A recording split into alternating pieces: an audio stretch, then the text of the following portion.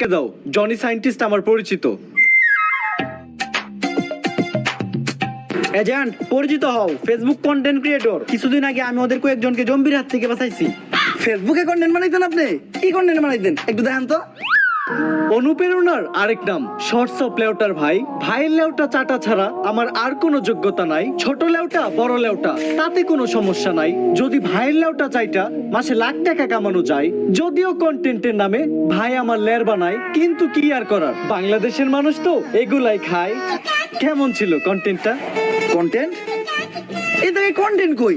তাইলে আমি এতক্ষণ কি বললাম? এইটা আবার কেমন কন্টেন্ট? এইটাই লেউটার কন্টেন্ট। এই লেউটার কন্টেন্ট মানে কি কোনো ইনকাম টিনকাম হয়? এই লেউটার কন্টেন্ট বানায়া আমার এক মাসের ইনকাম 40 লাখ টাকা। ভাই কোনো মতে কি আমার এই লেউটার কন্টেন্ট বানানো শেখানো যায় না? শোনো, তুমি যদি আমার কাছ থেকে এই লেউটার কন্টেন্ট বানানো শিখতে চাও, তাহলে প্রতিদিন তোমার আমাকে 10,000 টাকা করে পেমেন্ট করতে হবে। কারণ আমি তোমার কাছে আমার টাইম বিক্রি করতেছি। It's call value of time. আসলে আমি একজন এজেন্ট, তো দিনের বেলা ব্যস্ত থাকি। কোনো মতে কি আমার কাছে রাইতের সময়টা বিক্রি করা যায় না? হ্যাঁ অবশ্যই, কিন্তু রাত্রের চার্জটা একটু বেশি, 30,000 টাকা। দিনের চার্জ এত কম, রাইতের চার্জ এত বেশি কে? ইটস কল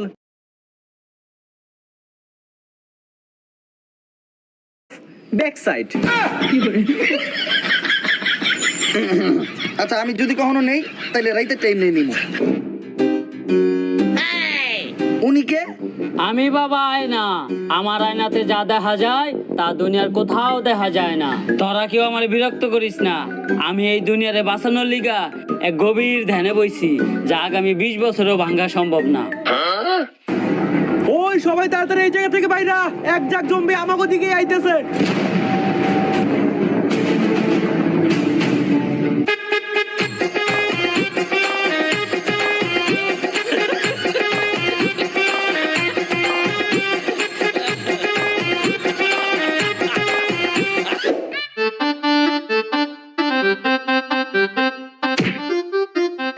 আরে বাবা, আপনি না ধ্যানে বইছিলেন? আপনার ধ্যান না 20 বছরের আগে ভাঙবেন না? আরে বেটা, আমি যদি ধ্যান না ভাঙ্গি তাইলে তখন জম্বির হাত থেকে বাঁচাইবো কেরা? আমি গ্যারান্টি দিয়ে কইলাম এই বাবাই ভণ্ড। এ জম্বি! বাবা আপনি না কইছিলেন জম্বির থেকে আমাকে বাঁচাইবেন, এবার বাঁচান। ভয় পাইস না তোরা, আমার মন্ত্র দিয়ে আমি তোকে সবাইরে বাঁচামু। ভম্বলা সাইরা দে বাড়ি ঘর, পাই না কোনো ভয় ডর, তোর ভূতের নানিরে খালি ঘর।